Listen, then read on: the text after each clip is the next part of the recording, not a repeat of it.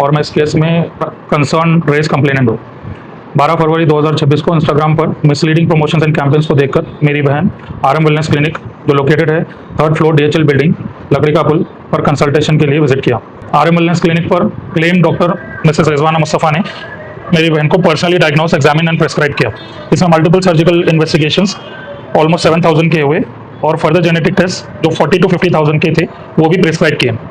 Prescription पर दिए गए क्वालिफिकेशंस, क्रेडेंशियल्स सस्पिशियस लगे, इसीलिए 14 फरवरी 2026 को मैंने इनके अगेंस्ट में criminal petition Saifabad police station के साथ फाइल की और रिक्वेस्ट किया कि उनके एजुकेशनल क्रेडेंशियल्स को वेरीफाई किया जाए। इसके अलावा 14 फरवरी 2026 को एडमिनिस्ट्रेटिव कंप्लेंट भी मैंने फाइल की डिस्ट्रिक्ट कलेक्टर ऑफिस हैदराबाद और उनको भी रिक्वेस्ट किया कि इनके एजुकेशनल क्रेडेंशियल्स को वेरीफाई किया जाए। ये दोनों complaints public interest, public health and safety को नज़र में रखते हुए की गई थी। डिस्ट्रिक्ट कलेक्टर ऑफिस ने 16 फरवरी 2026 को administrative complaint district medical and health officer को फर्दर इंक्वायरी के लिए फॉरवर्ड कर दिया। 13 मार्च 2026 को DMHO ने इंक्वायरी कमेटी कंस्टिट्यूट की एंड 2 ऑफिसर्स को अपॉइंट किया और 3 दिन की टाइमलाइन पर रिपोर्ट सबमिट करने की हिदायत दी। इंस्पेक्शन कमेटी ने क्लिनिक इंस्पेक्शन 10 अप्रैल 2026 को किया और इंक्वायरी रिपोर्ट 16 अप्रैल 2026 को सबमिट की। इंक्वायरी रिपोर्ट और FIR के मुताबिक मिसेस रिजवाना मुस्तफ़ा जो अक्यूज्ड है इस केस में एज पर रजिस्टर्ड FIR, उन पर इल्ज़ाम है मिसेस रिजवाना मुस्तफ़ा बिना किसी रिकॉग्नाइज्ड मेडिकल क्वालिफिकेशंस के मेडिसिन प्रैक्टिस कर रही थी। मुस्तफ़ा प्रोफेशनली मिसरिप्रेजेंट कर रही थी as a doctor via consultations and social media platforms.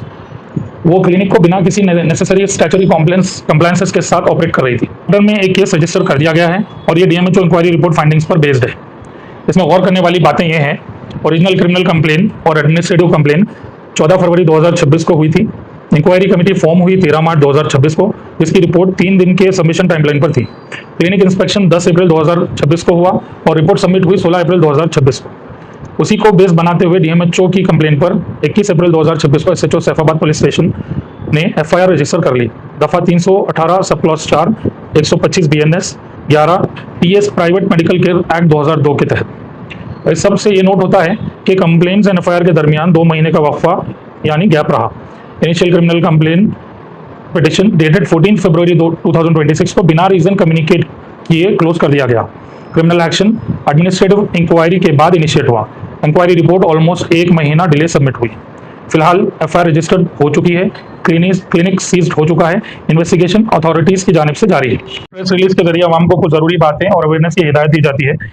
Consulting doctors की हमेशा मेडिकल क्वालिफिकेशंस वेरीफाई करें, क्लिनिक रजिस्ट्रेशन चेक करें, प्रिस्क्रिप्शन रिकॉर्ड्स और कोई लैब रिपोर्ट्स प्रॉपर्ली डॉक्यूमेंट और संभाल कर रखें। एजुकेशनल क्रेडेंशियल्स को लेकर कोई कंफ्यूजन हो तो इमीडिएटली अथॉरिटीज को क्लैरिटी के लिए इन्फॉर्म करें। ये मैटर एक सिंपल वेरिफिकेशन रिक्वेस्ट से शुरू हुआ था।